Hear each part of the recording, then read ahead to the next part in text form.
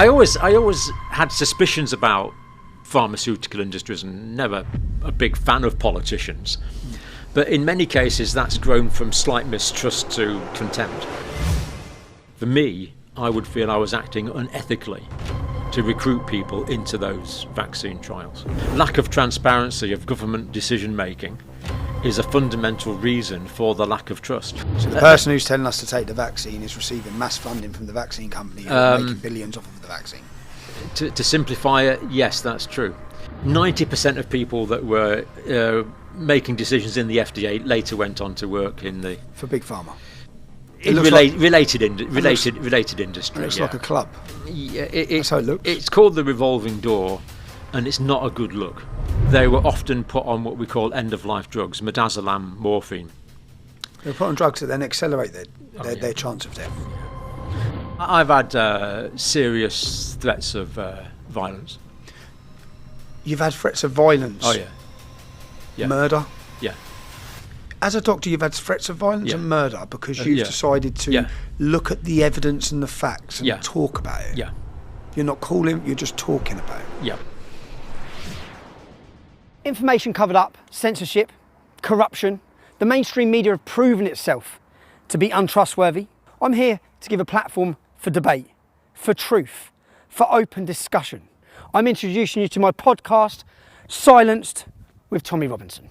Who exactly is Tommy Robinson, or Stephen Yaxley-Lennon? With the English Defence League, the EDL. Robinson had a long black sheet of conviction. The problem is with Islamic The English far-right Islamophobic activism. Since then, there's been organised protests across the country in London, Manchester, Leeds. People in their thousands are marching for Robinson's release. There is no such thing in this country as a Muslim. Free Tommy Robinson!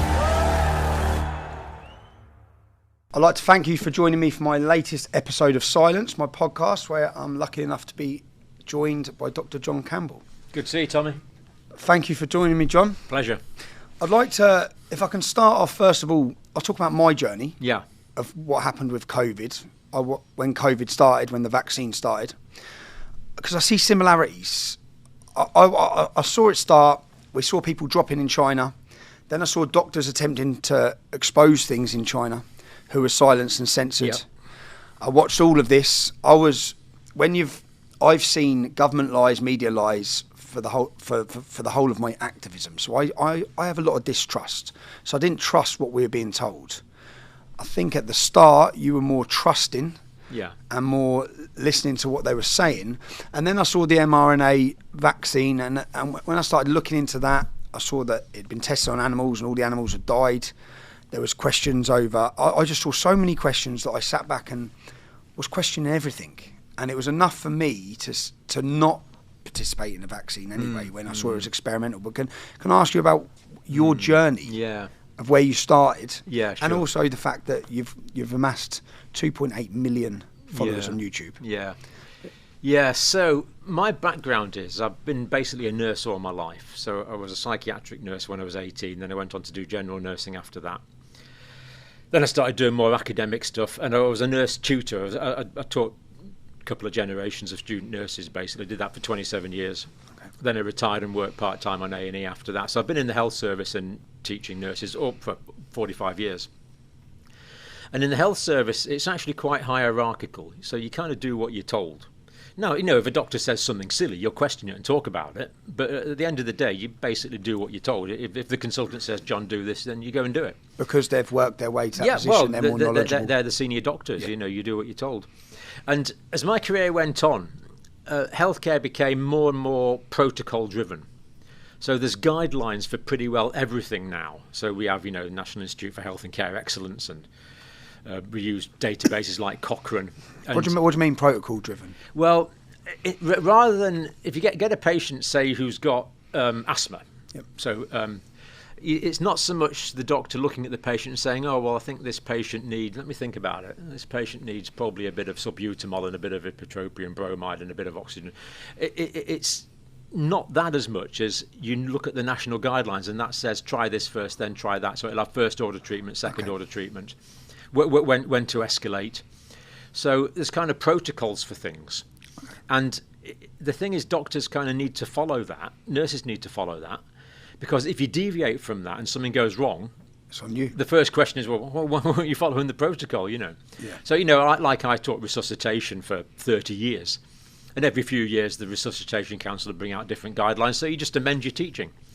But the point is, this was based on the best available evidence. If you take the Resuscitation Council guidelines as an example, that they were always basing it on the latest science, the latest evidence that have international groupings.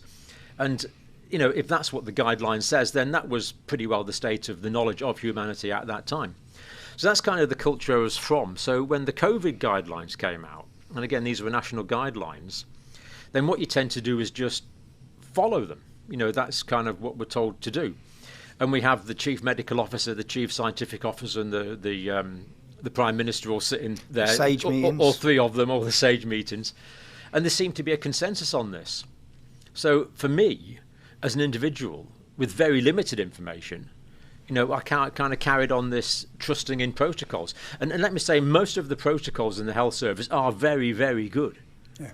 If you go in with an anaphylactic reaction or a broken leg or whatever it is, following the protocols in the health service is probably your best chance of survival. We have something called the sepsis 6 in A&E.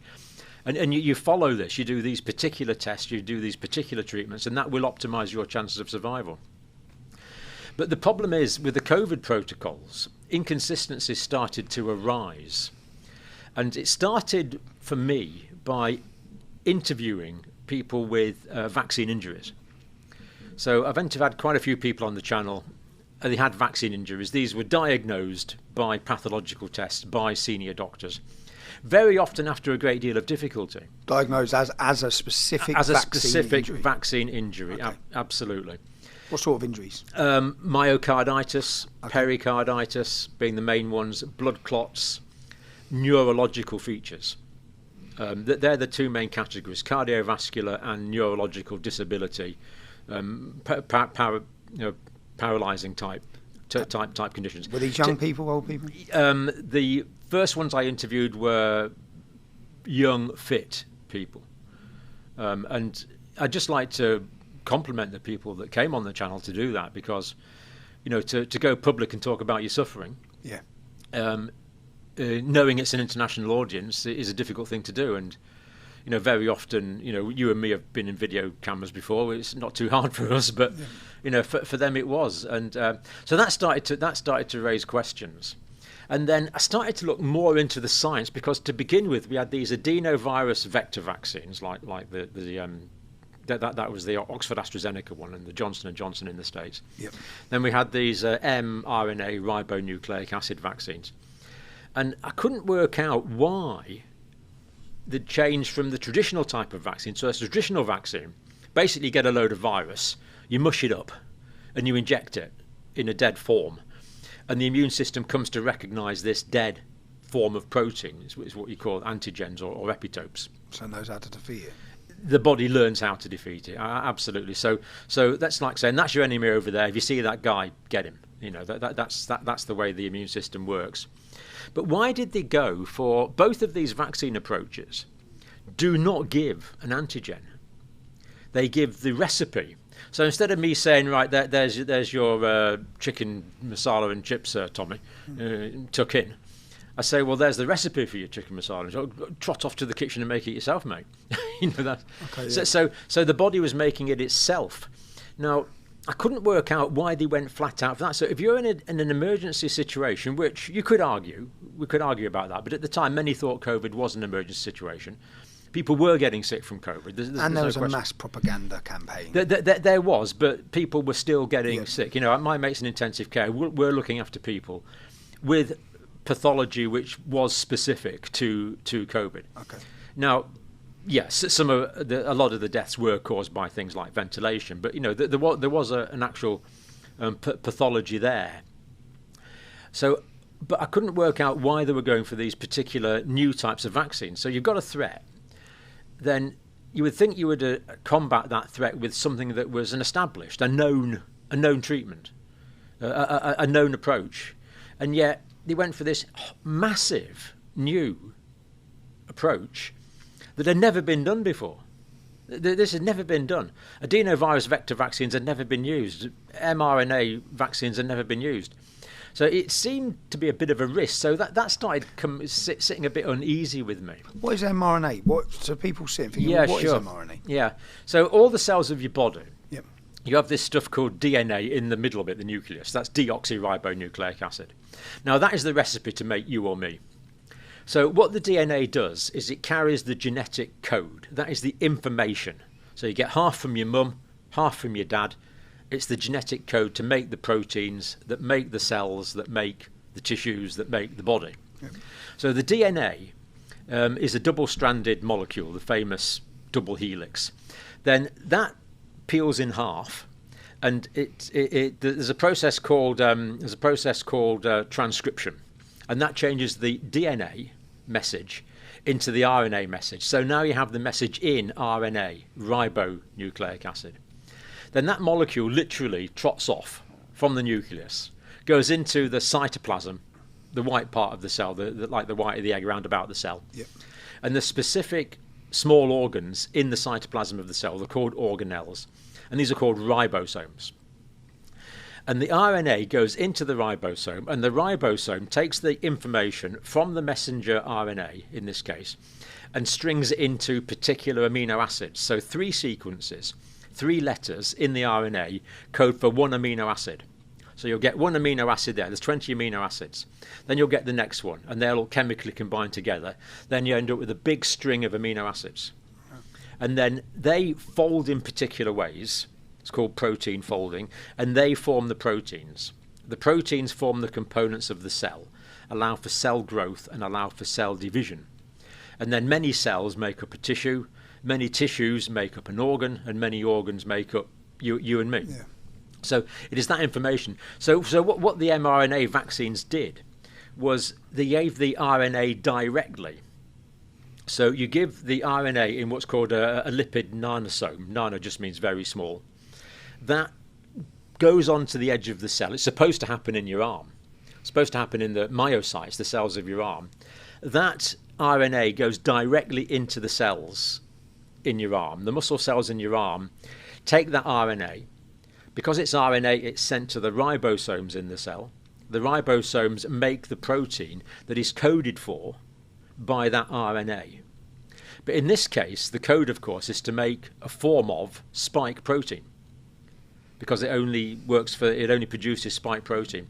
So our ribosome, using the RNA instruction, makes a spike protein, not a whole virus, just the spike protein. That and components of that are then exported to the surface of the cell. So what you end up with is foreign material on the surface of the cell. That means the immune cells that patrol all the cell surfaces in the body recognize that. They say, oh, just a minute, there's a foreign protein here. And they make an antibody to it. Okay. That's what's supposed to happen. And that does happen. But the lipid nanosomes are so small, we now know they go everywhere. They leak. They leak out of the site. Now they're supposed to go there, and they're supposed to go to the lymph nodes in your armpit. But we now know that they're so small that they go everywhere. That means they're circulating around the body. So these lipid nanosomes. What's the problem? What's the problem with that? The problem with that is that the fatty cell membrane on the lipid nanosomes will merge with any other fatty cell membrane, and all the cells that line all of your blood vessels are made of these fatty cell membranes. So, for example, if a lipid nanosome was going through a vessel in your heart, then those vessels in your heart are lined with what we call vascular endothelium. This is the clots. Well, it can be. Yeah. You get these smooth cells. Yep. The lipid nanosome merges onto the membrane of these smooth cells. The RNA goes in. These cells then make the antigen, which is then sticking on the surface of the cell. But this is a cell now, which is in the blood vessels of the myocardium, of the heart, for example. And then, because it's a foreign protein, it will be attacked by the immune system. Now, some cells, immune cells, will recognise that and start making antibodies. So you'll start to get an immune response, which is the purpose of giving the vaccine in the first place. But because it's a foreign protein, you get another group of cells called cytotoxic cell poisoning, cytotoxic T cells. And what they do, rather than surgically remove the particular antigen, it's a bit like having some terrorists in a cave. You don't take them out one at a time. You just chuck in a hand grenade and kill the lot. So what these cytotoxic T cells do is it just takes out the whole cell. Okay. And that causes inflammation. Because that was a cell that was needed. That cell can be replaced, but the point is it's an inflammatory reaction. Okay. But if you kill a lot of these cells at the same time, that will damage what we call the vascular endothelium of the cell, and that can lead to things like blood clotting and things like that. But the key thing is it causes inflammation. Now, inflammation is anything that ends in itis. Is this what's causing myocarditis? Yeah. So if you see itis, ITIS, yep. So conjunctive itis, It's inflammation. tonsillitis, Okay. appendicitis, myocarditis, pericarditis, inflammation. Now, if I give you the choice, Tommy, would you like inflammation in your heart or not today? No. No. There you go. But they didn't give people this choice. Well, they didn't explain this choice. This was not fully explained. So a fundamental axiom of healthcare is informed consent. And there was not open discussion of the side effects. So how we define myocarditis is difficult. So obviously some people get it severe, they'll get bad pain, they'll get shortness of breath. If the heart's inflamed, there's actually a risk. The rhythm will become irregular. That's called ventricular fibrillation. That's heart attack. It's a cardiac arrest. Which you die in 3 minutes. Those risks. Which is why some people who took the vaccine end up having heart attacks instantly. That is what is currently believed, because if you've got an inflamed area in the myocardium, that becomes electrically unstable, electrically irregular, and if that starts giving off lots of electrical impulses it's not supposed to, then the heart doesn't know what to do, and it just ends up fluttering. So we've got this whole idea of informed consent. But then to get back to your original question, what happened at the end of 2021, 2022? Omicron came along. Now, Omicron is a variant of the SARS coronavirus 2. No one has really yet explained where it came from. So as far as I remember, it came from South Africa, was where it was first identified. But the sequencing in South Africa was pretty good, so it's probably where it was just first identified. It could have come from someone who was immunosuppressed. There's a possibility it came from mice. But the mere fact that has never been explained is kind of curious. It's kind of interesting, because humanized mice are used quite a lot in vaccine genetic research. For testing. What they actually do is they take some genes from humans and put them into mice. It's called transgenic mice. So that they'll have a human ACE2 receptor, for example, that can be coded for. But so anyway, that's a bit of a distraction. But the point is, Omicron was way less pathogenic. People were not getting sick. Basically, the infection moved from the lower airways to the upper airways. And of course, if you've got infection in the upper airways, it's a cold. We kind of live with that. So we had this disease that was way less pathogenic. People were not getting admitted to intensive care, anything like the numbers. And yet the vaccine protocol stayed the same. And I thought, just a minute, the risk-benefit analysis has changed here. Because whenever you give a treatment, it's always risk-benefit analysis. Now, if you are very sick, I would carry out a treatment on you that might can have a high risk. Have very, very high risks. Because you need it. If you came in with a collapsed lung, I'm afraid we'd have to stick a tube in your chest. Now, there's a risk to that, but if you don't do it, you'll die. Yeah. But I wouldn't do it to you now. Because the risk-benefit analysis is not there. So it's always saying, well, what's the potential benefits here? What is the risk here? And it seemed to me that because I'd been interviewing people with vaccine injuries, and these theoretical risks and the unanswered questions were accumulating, that it started seeming to me like the risk from the vaccine was now greater, especially in the younger demographic, than the risk of taking it. And yet the government guidelines have changed now quite dramatically in my country. There's been, some might say, backpedalling, but they've changed quite dramatically now. Although one thing that does concern me is the government guidelines for this autumn is still recommending vaccination for healthcare workers and care workers. regardless of age. regardless of age. So if you're a bouncing fit 20-year-old second or third year student nurse, They're going to put an mRNA vaccine. the government is still recommending that. You know, because we know it leaked, but there were warning signs from the start from Dr. Robert Malone, was there not? So could they have been aware that this vaccine could cause these heart problems? There were voices from the start. From the start. And Dr. Robert Malone is the inventor of this. I believe he technology. was involved in the early developments of mRNA technology. And he come out saying, "Hold on, yeah, this could do this, it did. this, and this." But Sage was saying something else. Sage was saying something else. So there was these conflicting opinions. So you've got all these highly qualified government scientists saying one thing, and you've got kind of lone voices saying another thing. And if you're trying to evaluate the relative risks at the time, it's not easy to do. Now, looking back, Dr. Robert Malone was right and Sage was wrong.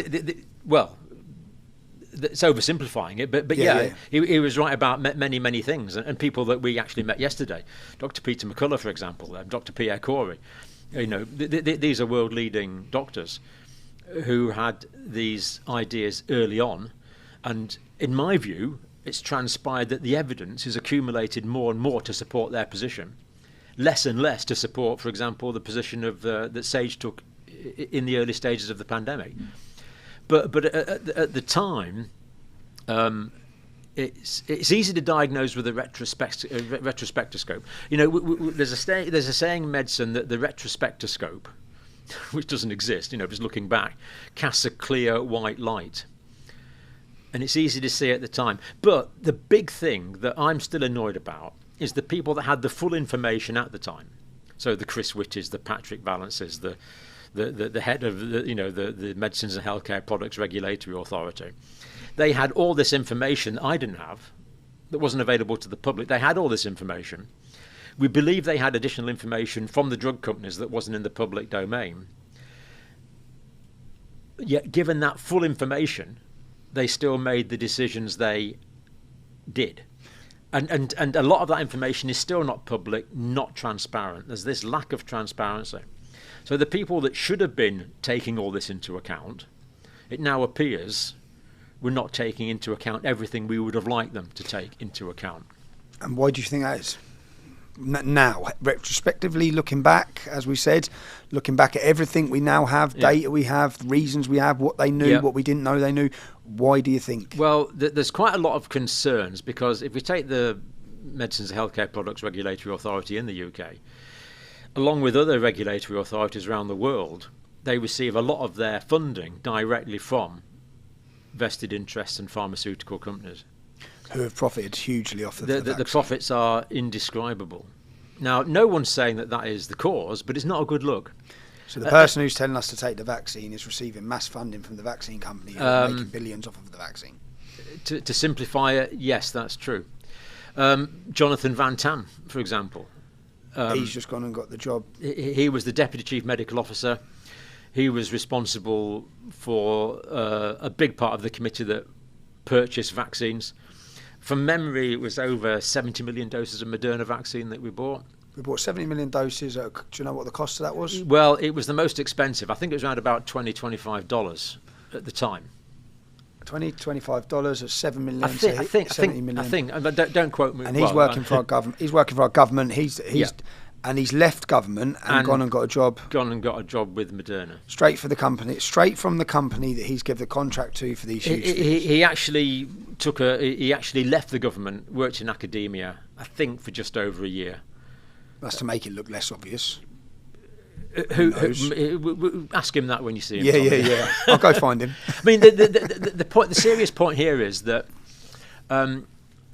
when I was talking to Russell Brand a couple of weeks ago, and I said he's been brilliant on this. I said, Russell, if I want a job with you, Stay Free Media, I'm not gonna, if I think, a couple of years time, I quite fancy myself on Stay Free Media, I'm not going to start slagging him off.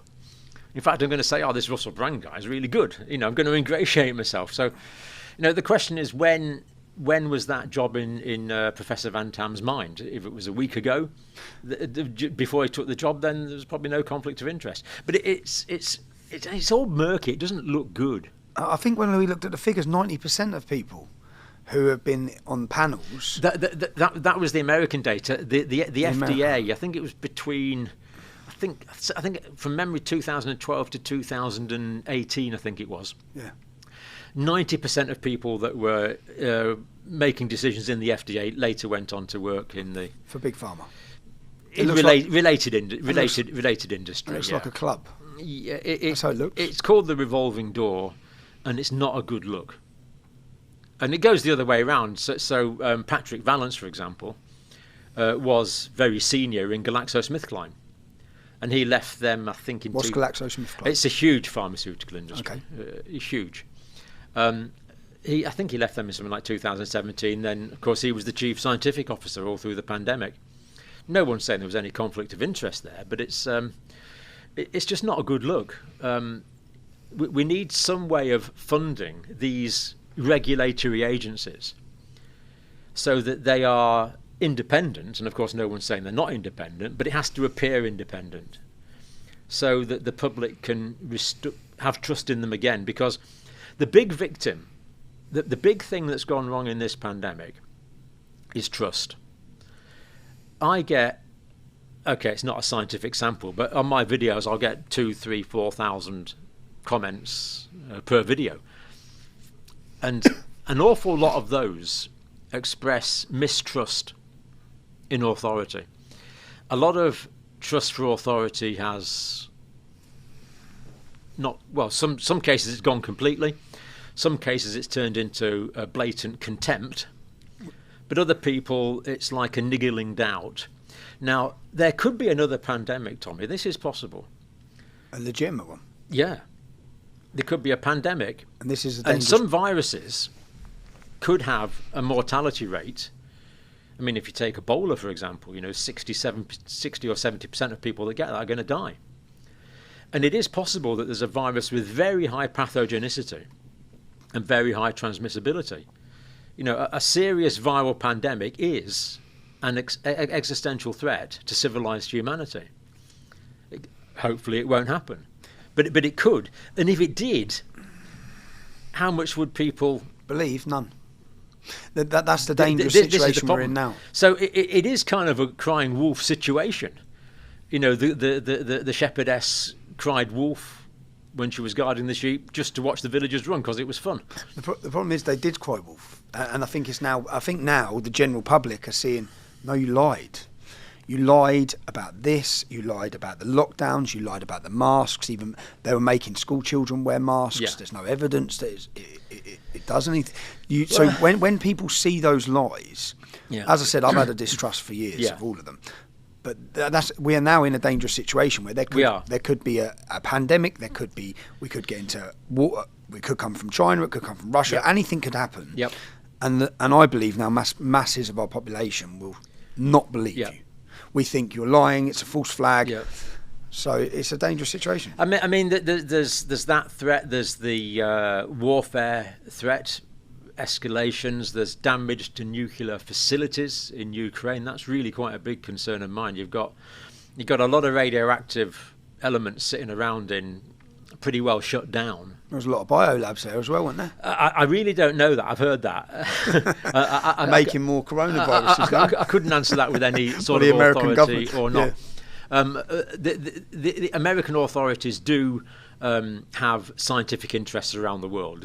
We can certainly say we can certainly say that, but I can't answer that specifically. Yeah. But for sure, you've got these nuclear power stations in Ukraine, and if it was going badly wrong for one side or the other, they would make one heck of a mess. And the point being, for one side or the other, because even if a nuclear power station was blown up tomorrow in Ukraine, there'd be many in the West, in our nations, who would look at our own governments, similar to the Nord pipeline, and they would look to say, well, who has done that? Do we believe Russia's done that? Yeah. Or have you done it? Has America done that? Because they want to cut... it wouldn't matter too much who'd done it. It would depend more on which direction the wind was blowing at the time. Because, I remember Chernobyl... the reason that the Chernobyl accident in Ukraine, of course, The reason that we knew about it in the UK was not because we were informed by the Soviet authorities. The first thing we knew in the UK was near where I live in Cumbria, the radiation alarms went off in Sellafield. Wow. So the radiation alarms were going off and the guys were going, heck, we've got a leak. And they looked around, oh, there's no leak here. And yet the radiation alarms were going off because the wind had blown from Ukraine to Sellafield to Cumbria. And of course, Cumbrian sheep weren't allowed to be eaten for years after that because of the radioactive cesium. These things are risks. And when there is a big risk like that, we need government to tell us what to do, to work out the best thing. But if we're in a situation now where there's reduced trust in government... Do you have reduced trust? Because you seem to have a lot of trust at the start. I have reduced trust in government, yeah. Now. And that's the development over the last 3 years. Yeah, absolutely. And I always had suspicions about pharmaceutical industries and never a big fan of politicians. But in many cases, that's grown from slight mistrust to contempt. It's escalated a lot, and they're there for 10 minutes. A lot of these politicians, where's Matt Hancock gone? Where's his accountability? He was here for a while, then he's scooted off to the jungle. And then, there's no continuity. He should, if he was still sitting there at his desk to answer these questions.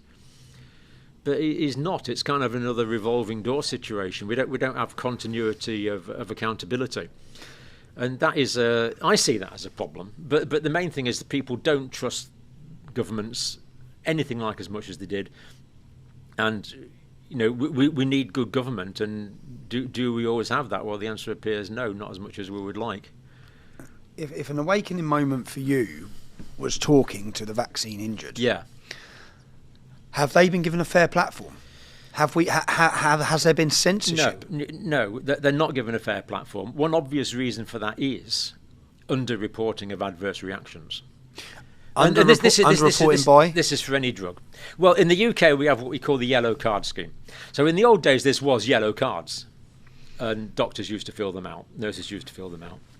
Now anyone can fill them out. It's online. And people can report adverse reactions after any drug. So if you took aspirin and had an anaphylactic reaction to that, you could report that on this yellow card scheme. But the point is, doctors underreport adverse reactions, and that's known. So data from the British Medical Journal estimates that only about 10% of serious adverse reactions are reported. Less serious reactions, it's probably under 5% that are actually reported. So sometimes doctors don't recognise this. Or sometimes someone might get, say, a vaccine or a drug, then 3-4 months later they might have a particular problem. They don't associate it. They don't realise. So sometimes it's just deliberately not bothering to report these things. Other times the association is not recognised. So we end up with gross underreporting, and the all-party parliamentary group looking into COVID at the moment estimated that underreporting could be as high as 98%. In other words, what we can say is between 2 and 10% of adverse reactions are probably not reported. So how do you monitor this if reactions are simply not being reported? Am I also right that the reactions, anything that happens in the first 14 days is not classed as vaccine related? That was related to that was data related to infection. So people would have the vaccine, and it's recognised that it takes a week or 2 weeks to build up the immunity. So if someone was vaccinated and then got an infection the week after, that wasn't counted as a vaccine protected infection. But if someone was vaccinated and died the next day, then that may or may not be reported on the yellow card scheme, depending on the individuals involved. Okay. The underreporting is a big issue, and it's not just in the UK. This is everywhere. What do you think of how the media have? Well, do you think that they've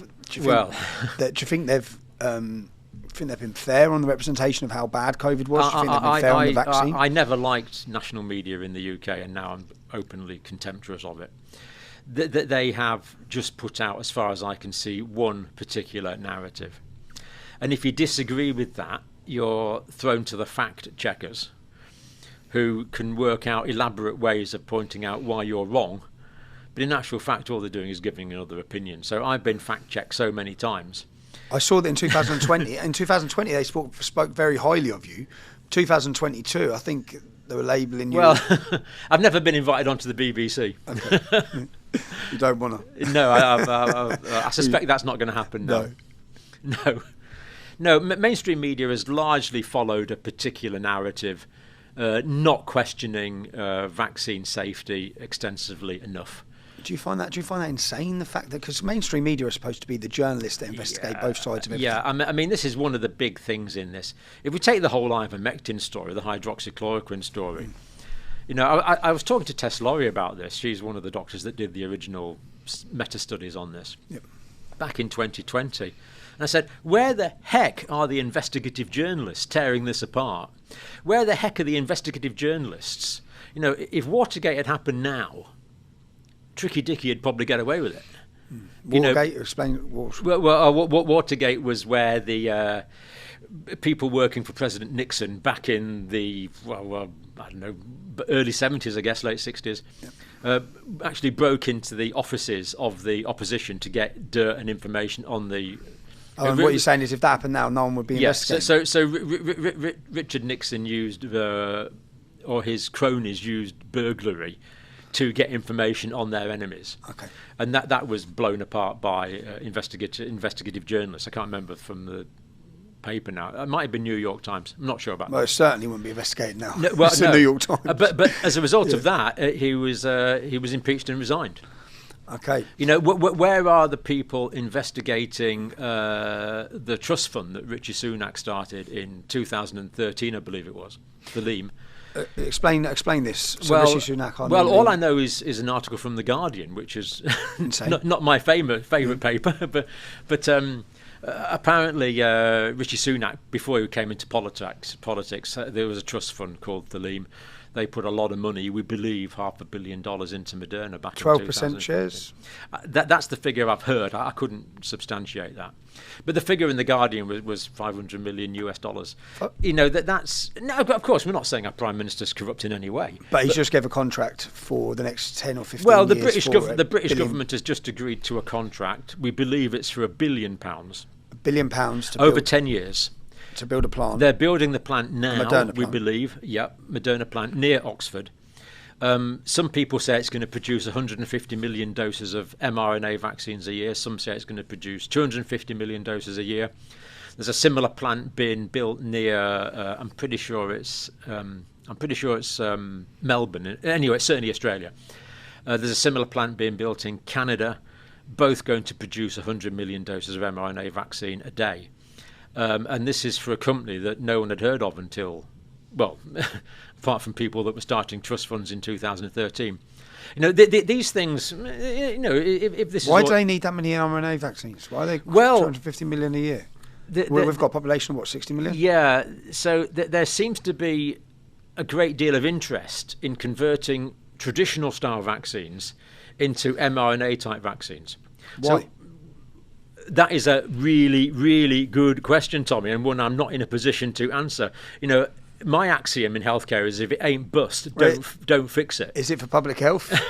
Does this sound like it's for public health? Well, they want to improve. Influenza vaccine at the moment is pretty pathetic. Yeah. The coverage is useless. It only gives you coverage for a few months. So they want a flu vaccine that's going to give you high levels of coverage for longer periods of time. So the flu vaccine, they're working, we believe, on an mRNA flu vaccine. There's another one called respiratory syncytial virus, RSV. They're working on an mRNA vaccine for that, we believe. And there's also vaccines, I don't understand this, but there's a lot of vaccines that are going to treat potentially different types of cancer.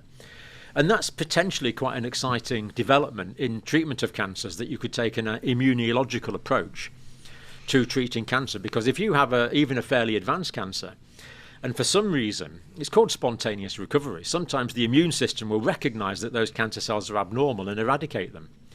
So that's actually potentially quite exciting. But there's a big difference there. If you take healthy people and inject those with a vaccine that's going to stop them getting disease, and they've got a big risk of a side effect from that vaccine, then that risk-benefit analysis thing is not there. But, you know, we've seen statistics on cancer Yeah. since the vaccines.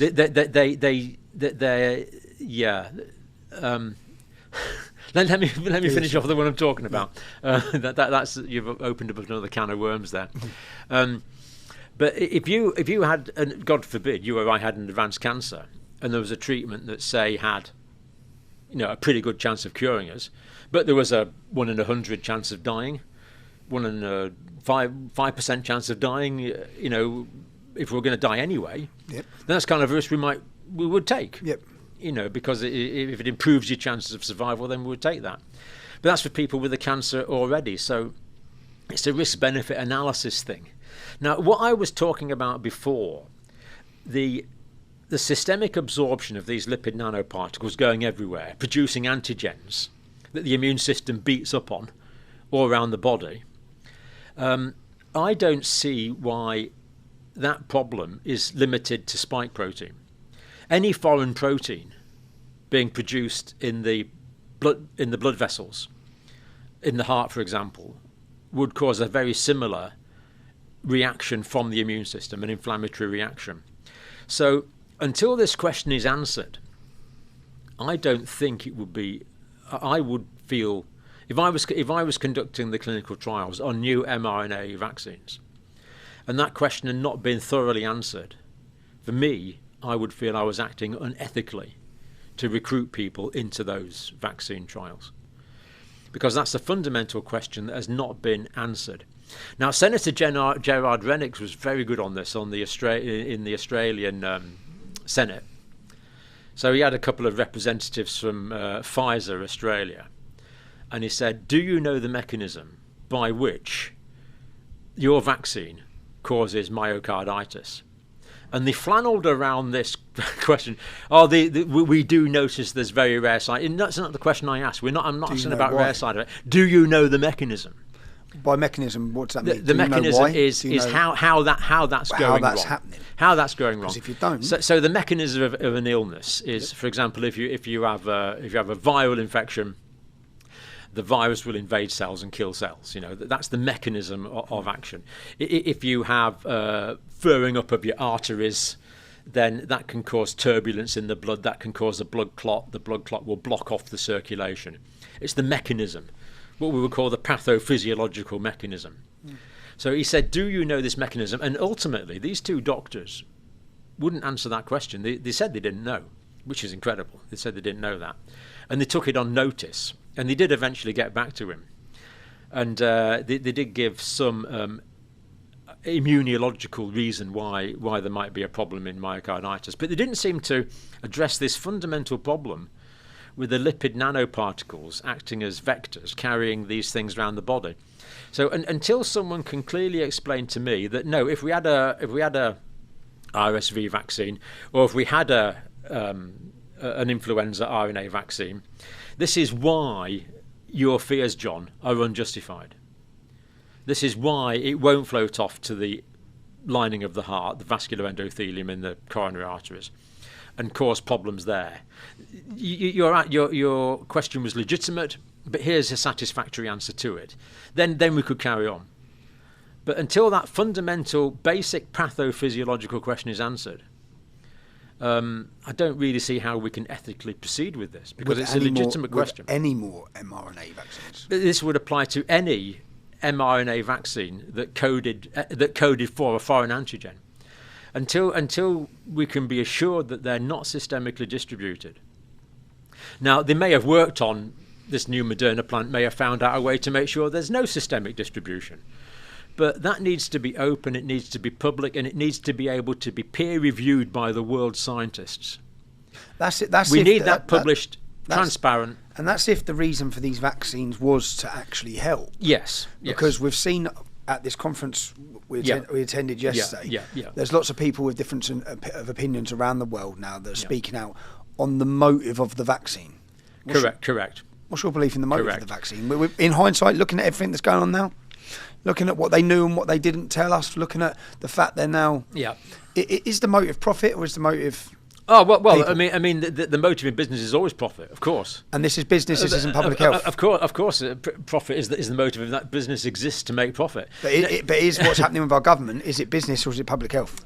in your opinion? That transparency is simply not there.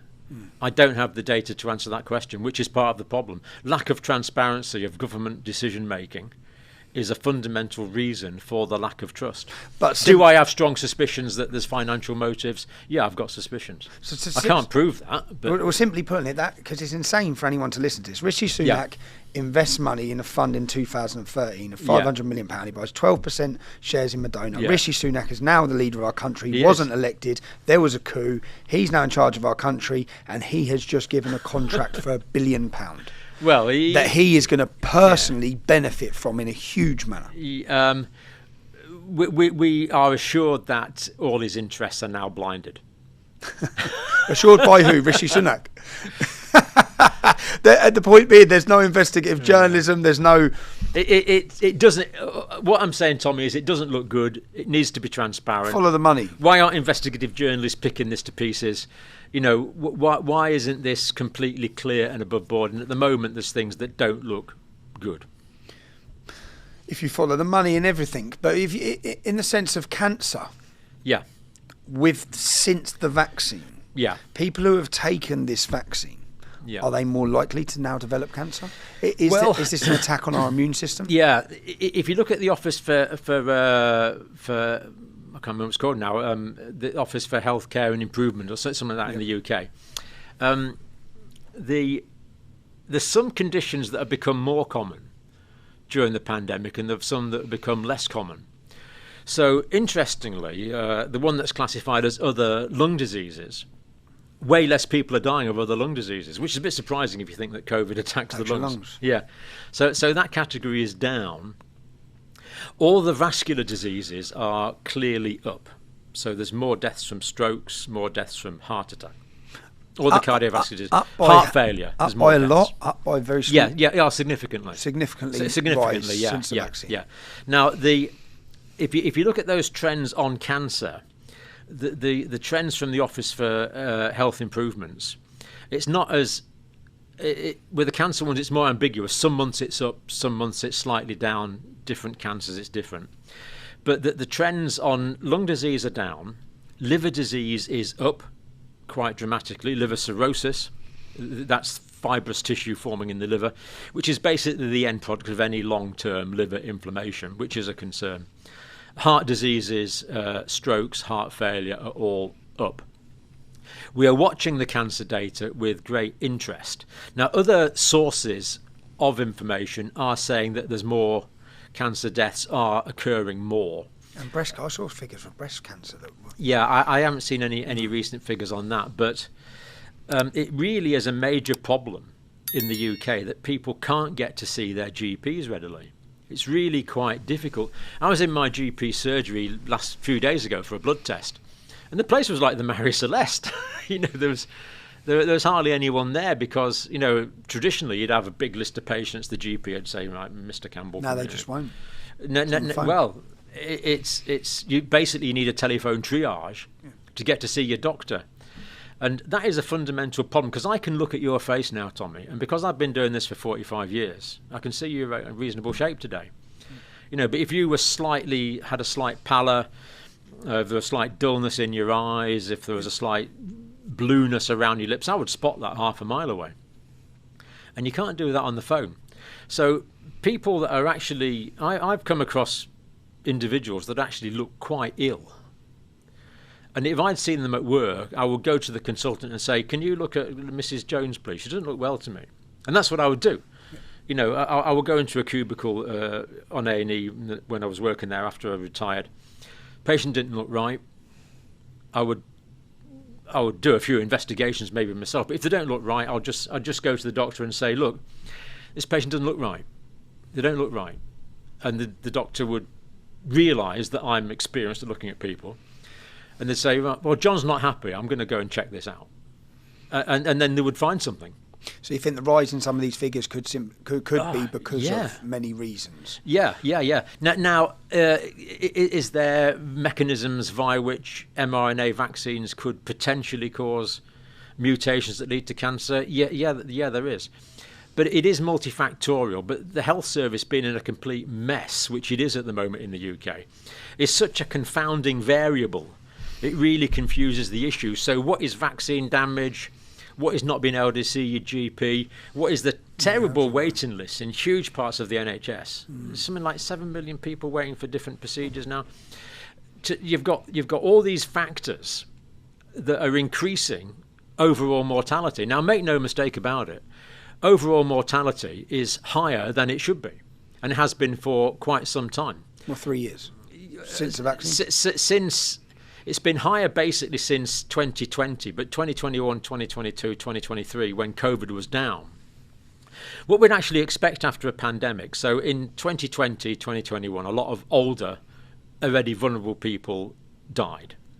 Now, given that those people died, they're the people that were probably old and vulnerable and would have died the year after the year after the year after that. A lot of those people would have died within a few years after. And do you think they died because of COVID, or did they die because of the treatment they were given for COVID? Yeah, that's a good question. But the fact that this vulnerable population had died means that the death rate should actually be way less. Yeah, because the vulnerable people... Because the population is healthier. So it's a healthier population. Yeah. So we've got excess mortality, but really, when we would expect it to be lower mortality. So even if the mortality had been the same, that's still higher than we would have expected after a pandemic that selected out older people. But it's actually higher. Now, going on to your other question, how many deaths were actually COVID related? Now, we have a concept in healthcare called iatrogenesis. Iatros is Greek for doctor, so iatrogenic is anything caused by medical treatment. Now, I'm actually collecting some data at the moment, talking to people in care facilities. And they were in a situation where, in the waves of the pandemic, where they were not able to get doctors in to see their patients.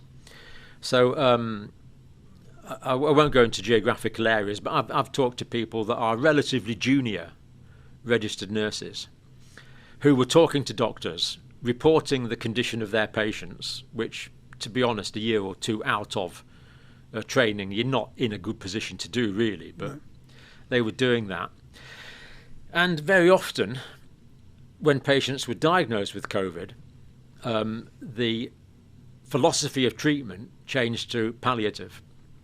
Now, palliative just means you make the patient comfortable. And then don't treat them. Well, they were not. Very often, patients in care homes were not given oxygen. Sometimes that wasn't available, but they were often put on what we call end-of-life drugs, midazolam, morphine. They're put on drugs that then accelerate their chance of death. Yeah. So someone's diagnosed, they've got COVID, which we now know, and they could have recovered from. They could have recovered from. And they were put on end-of-life drugs, which actually killed them. Accelerated the end of their life. That is, I've got instances where that happened. The extent to which that happened, we don't know. And the big question. So, what I'm kind of doing now is what you call a qualitative research. So I'm talking to people, and I'm getting themes like the cupboards were stuffed full of end-of-life drugs. They bought so many. They were ordered in case they were needed to alleviate the suffering that often goes around. Now, that's what we're told. Yeah. Well, if you're dying of a painful cancer, then we give end-of-life drugs, and that's a great blessing. Morphine's a wonderful drug. Okay. Wonderful drug if used correctly. But older people that are vulnerable, especially if they're ill. So if you came into A&E department and you had a broken ankle, I'd give you 10 milligrams of morphine without batting an eyelid. You'd be fine.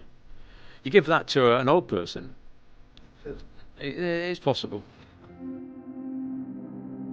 This podcast is brought to you by Urban Scoop. Any support to carry on this work will be greatly appreciated. Please visit urbanscoop.news/support us. Thank you. What about the ventilators? Yeah, because our process was if they're in with COVID, they're getting ventilators. Yeah. So, intensive care doctors, people in intensive care have always known that ventilation, of course, is a very dangerous thing to do. If I put you on a ventilator now as a fit person, there's a chance that you could die of a complication from that. So ventilation's always been dangerous. We've known that. But of course, intensive care doctors are very aware of this. But they were getting people in with acute respiratory distress syndrome in the alveoli, and they were often being ventilated following previous protocols. But the point is, COVID gave rise to symptoms via a different pathophysiological mechanism to other diseases. So intensive care doctors had to learn how to treat this new disease. And to be fair to them, they did learn pretty quick.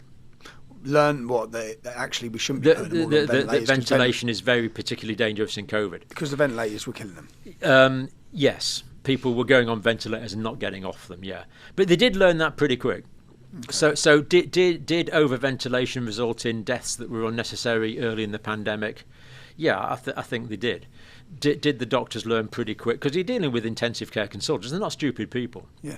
They learn pretty quick. That, but was it down to them? Were they allowed to decide, no, I'm not putting these people on ventilators? Or was it down to the government? Yeah. Intensive care consultants do work pretty independently. Okay. Yeah, it is less protocol driven than, for example, a vaccination protocol. Okay. Or a protocol for treating asthma. Yeah, they do have genuine independent clinical autonomy, and they did learn pretty quick. But to be fair, it was a new disease, and you have to learn how to treat it. Now, was there massively missed opportunities there? So, for example, we've talked to Pierre Corey from the States. He testified to Senate in the States and said, well, I think we should be using steroids, prednisolone. So what happens in COVID is you get the acute infection, and then you suffer from the inflammation from that infection. So to get rid of the inflammation, steroids saved a lot of lives, giving drugs like prednisolone and other steroids. Pierre Corey advocated that to Senate. It was taken on board, and it was basically rolled out internationally. A lot of lives were saved. And then he found his patients were getting better with another drug, ivermectin. He testified before Senate again. Senate took that information on board, and I looked at the early information on that and thought, yeah, this is pretty promising. But that one was, I think it's not unfair to use the word suppressed. When we say suppressed, I can't say the word. Ivermectin is a very cheap drug. Oh, it's basically free. It's a free drug that could have, so the evidence now shows, would treat COVID, but the pharmaceutical companies would not have made the billions and billions. I have talked to a lot of very senior, very skilled doctors who assure me that they have seen dramatic benefit from treating COVID with ivermectin. And am I right that we saw evidence yesterday that in 2018, before the pandemic, ivermectin was removed from France? The French government attempted to suppress it. I don't know about. I've never heard that one. Okay. But ivermectin is on the World Health Organization list of essential medicines. So ivermectin, it's been around for a while now. It's billions, up to 4 billion doses of ivermectin have been given to human beings. So when the FDA said, "Come on, you all." You're not a horse, you're not a cow. They said it was dangerous. They said it was dangerous. When COVID started, they said this drug, which has been proven as safe, is dangerous. Ivermectin is a very safe drug, but there's a complete axiom in healthcare that you give the right dose of the right drug to the right patient via the right route at the right time. All drugs have to be given via that area. So the right dose of the right drug to the right route to the right patient at the right time. If you give the wrong dose, all drugs are going to be toxic. That's why we have doctors. That's why we have pharmacists, to give the right dose of the right drug to the right patient at the right time via the right route. If people start medicating themselves, of course, that's intrinsically dangerous. So if this drug had been made readily available through doctors in the States who were more than happy to prescribe it, or here that were more than happy to prescribe it, then it could have been given in safe doses. And that risk of potential side effects would not have been there. The media made this. The media made any doctors talking about this. They made a mockery. It was completely suppressed. Any mention of ivermectin on social media or hydroxychloroquine was automatically taken down. Doctors who advocated taken down by social media companies, by big tech. Yeah. We've seen now from the Twitter leaks that the government were involved in telling the big tech companies of what to remove and who to silence. Yeah, I haven't got the full details on that, but it wouldn't surprise me. There was one narrative that was allowed. Why do you think? Why do you think ivermectin was suppressed? Why do you think all of these things were happening and only one narrative was allowed? My personal view? Yeah. Ivermectin's cheap. Okay. You can't Profit. make money out of So it. business again. It's business. Yeah, It's not public health care then. No, I don't think so. To me, the evidence for ivermectin is there. Yeah. And perhaps having effects against other viruses as well as SARS coronavirus too. But there were opportunities given early in the pandemic. Researchers in Japan, for example, were prepared to do large-scale studies on ivermectin. Santoshi Omura and William Campbell won the Nobel Prize for ivermectin in 2015. And the Japanese authorities offered to do this, but Merck didn't really want to follow that up. Merck were the main producers. Ivermectin has basically eradicated some truly horrible diseases, parasitic diseases around the world. And the community health project I'm involved in Uganda, we use ivermectin for parasitic diseases. Wonderful, wonderful drug. But it appears it also has antiviral properties, and they are not being exploited because the pharmaceutical industries were working on their own antivirals, sophisticated antivirals, but partly based on research that was done for antiretroviral drugs in HIV, which has transformed HIV treatment around the world. HIV, remember, was a death sentence. We lost Freddie Mercury, for goodness sake. These days it would be easy to save his life.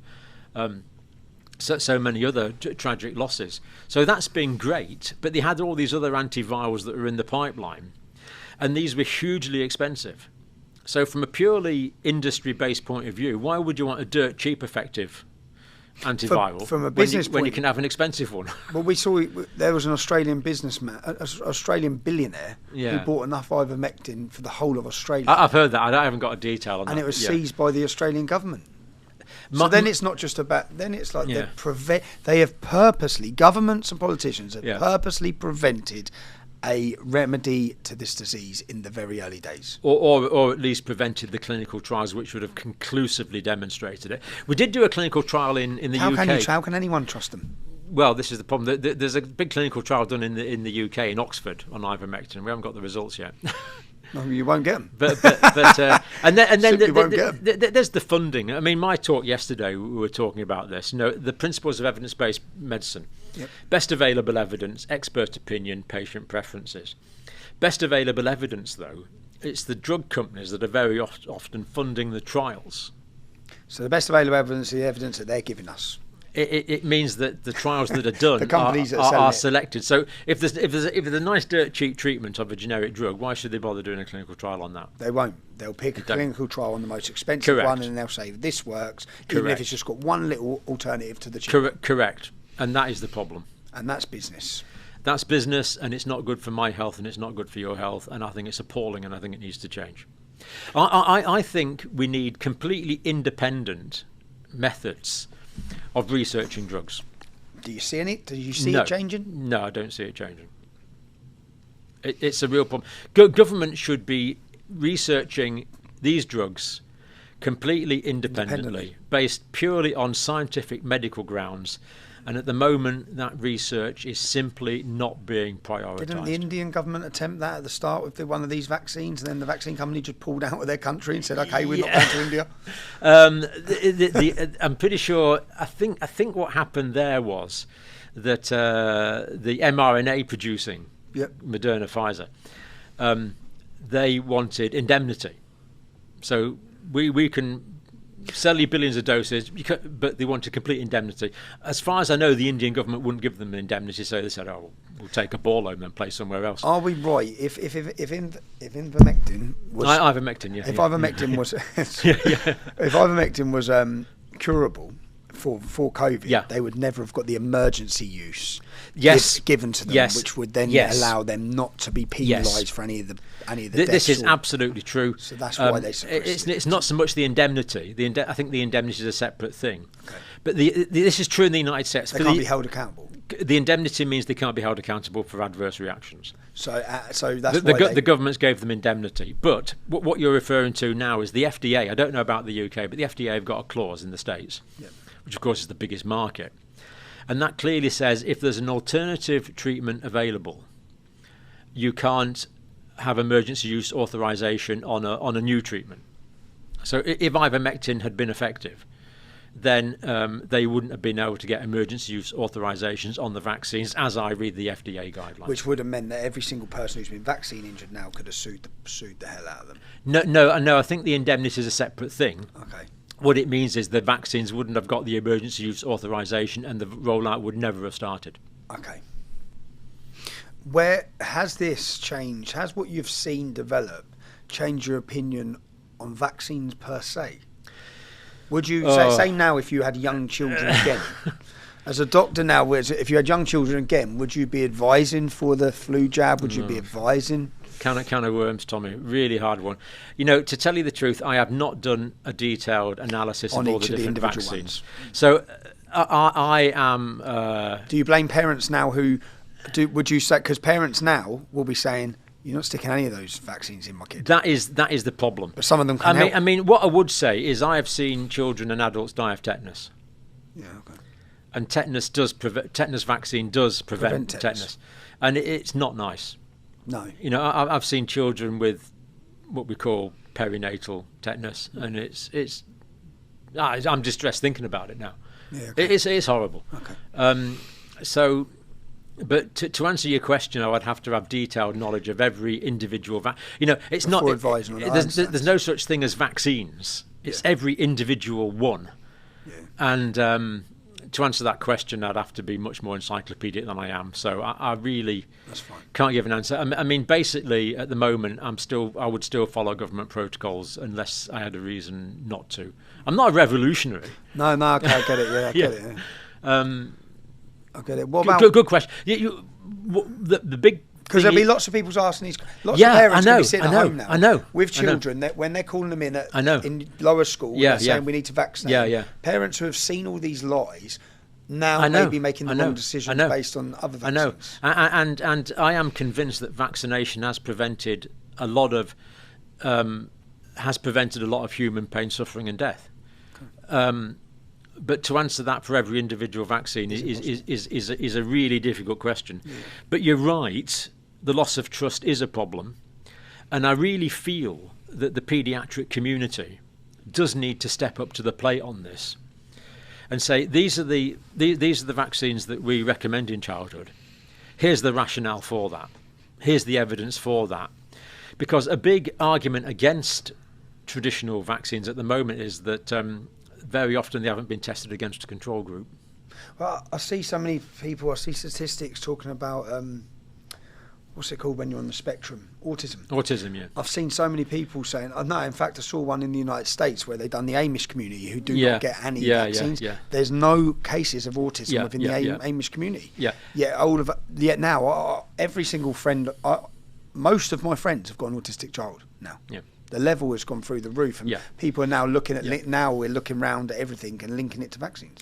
I feel that because that question has been asked, and because that question is in the public domain, I feel that the regulatory vaccine authorities and the paediatric community should answer that question. Yeah. Personally, I'm not in a position to answer it, but because that question. You're not asking that question, you are reflecting the fact that millions of people around the world are asking that question. Yeah. And I really feel that should be answered by the people in the paediatric community that advocate these treatments. It is a legitimate question, and it's probably got a legitimate answer. I can't give it to you, but I feel that should be communicated via the paediatric community into the public domain. If the government told us in the next 4 weeks or 6 weeks, as some are guessing, that there's going to be lockdowns and there's going to be mask mandates, would you be one of the people abiding by that protocol? What would be the reason for giving these mandates? I don't know where probably climate change. If it was a new, completely different type of respiratory virus that was killing 50% of the people that were infected, It's a different story. Of course. Okay. If it's for SARS coronavirus 2, I believe the balance of evidence is that masks do not prevent it, because the virus is endemic. It gets everywhere. You've probably been exposed to it the day before you start wearing the masks. We know that unless you're wearing quite sophisticated masks all the time, they don't block the virus.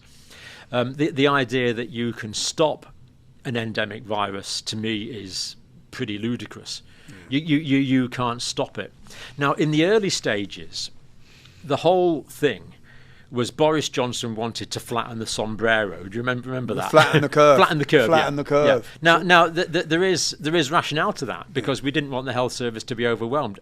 That does make sense. Now, Let everyone get it. now the idea that you can stop transmission of a new, more transmissible variant, an Omicron derivative, you can't stop that transmission. It's going to get, if it's more transmissible than the current types of Omicron that we have now, which are already massively transmissible, it's going to get everywhere.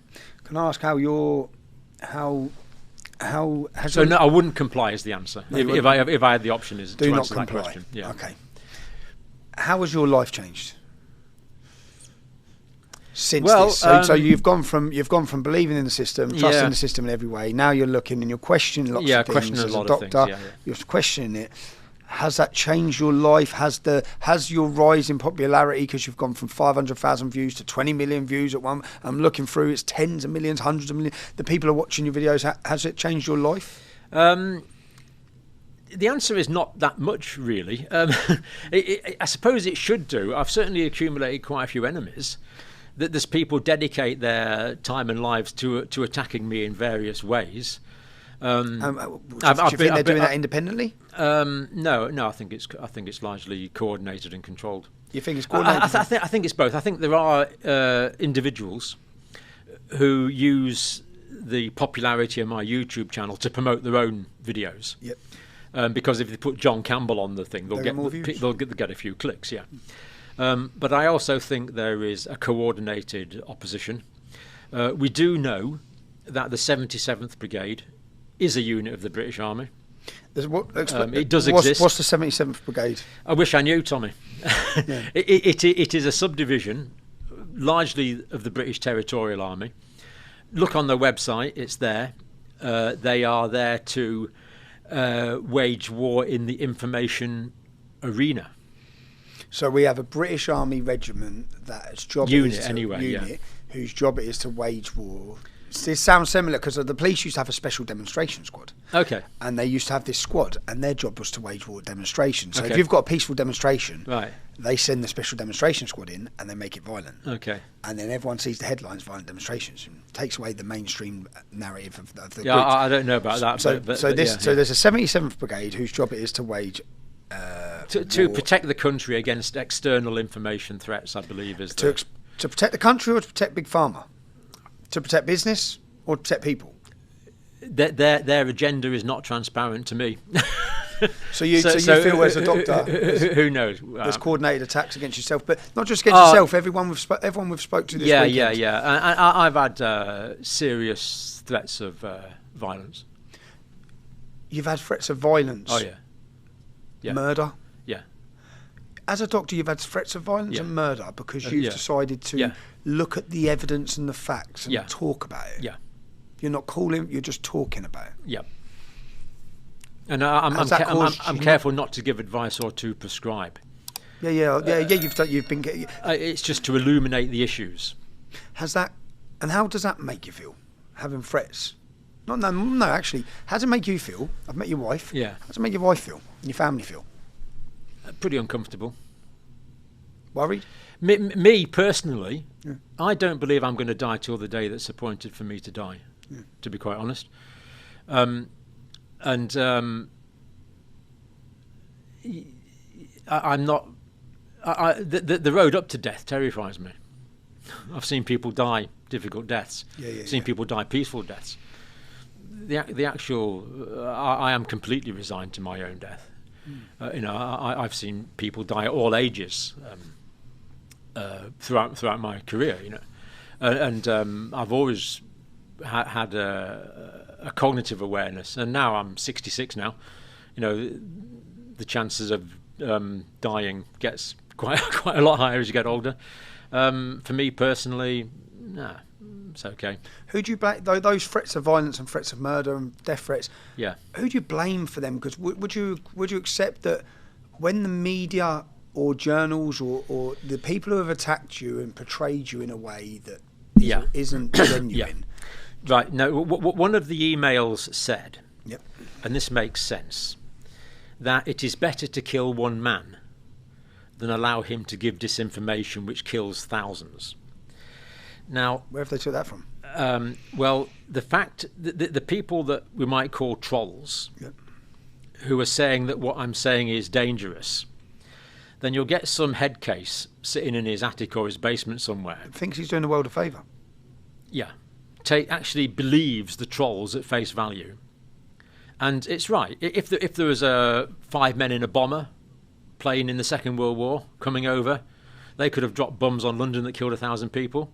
Which is better? Kill those 5 men by shooting the plane down, allowing them to bomb 1,000 people in London? I would have shot that plane down. Of course. I'm not a pacifist. No.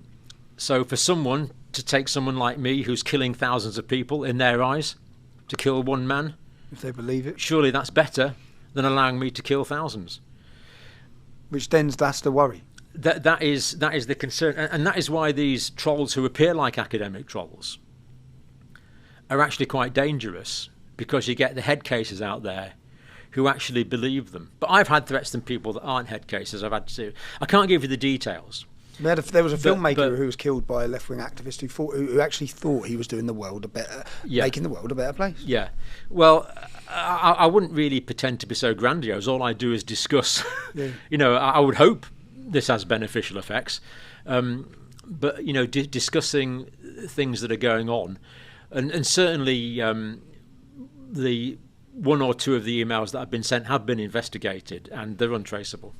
So they've been sent by people who know what they're doing. Yeah, they know what they're doing. It's all, and that's at one level of maybe by the 77th Brigade, but Well, the transparency would be appreciated. That's one level of pressure. That is another pressure tactic to put on not just yourself but your family. I think shut you up. I think the threats were trying to manipulate my behaviour to prevent you from talking. Yeah, how serious they are, no way of knowing. In your profession, there's a very small number of doctors who have become known around the globe for speaking out.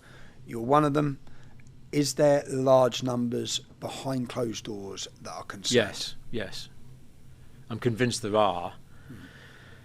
I'm retired. It's easy for me. Yeah. If you're an early career nurse, doctor, it's difficult to step out of line. It's difficult to say what you really suspect might be going on, because that could have career implications. And that's not just about COVID jabs. That's about the entire agenda that people are expected to comply with at the moment. And people are concerned for their jobs, their families, their futures, their children's careers. Of course. You, where can people follow you? Oh, YouTube. Type John Campbell in, you'll find my videos. Rumble as well. Yep. Are you trying to share? Do you understand the level of censorship that's on this issue, and do you see a longevity in your presence on YouTube? The reason that my videos appear a bit silly, Tommy, is that the artificial intelligence algorithms that monitor these things can't interpret. Are we on that camera? Yep, you're on that camera. Yeah. They can't interpret sarcastic looks over the camera. Yeah. So you can make so on YouTube you can make comments, but then to make it okay. So you're treading upon. We allow for viewer interpretation, Tommy. Okay, to get around the level of the algorithm. Oh, for the censorship. No. Just to allow for viewer interpretation. Okay, brilliant. Yeah, brilliant. Because I think it's very important that platforms such as Rumble that we shift as many people over to them as possible to mainstream them, so that when people are looking for debate videos, Rumble's great. It is genuinely freedom of speech. Yeah, it genuinely is. You can say things on there that you can't say on other Do you feel you've got free speech in the UK? No. No. I am constantly self-censoring. You haven't to, yeah. You do. Yeah. No, I think self-censorship, so whether they bring in laws or the public then become fearful and they self-censor. It's not just the COVID issue. It's a whole range of issues that basically I don't even feel free to list them now. Okay. But there's a whole range of issues that are not allowed to be discussed publicly, especially if you work in national institutions. So if you work in the health service, if you work in academia, there's a whole range of issues that basically aren't up for discussion, and that is not good for academic freedom. Dr. John Campbell, I've had a fascinating chat. Thanks, Tommy. Thank you very much. Cheers. Good to meet you. Carry on watching for more interesting guests. I'll talk to anyone. I'll debate anyone. I'll hear anyone's story.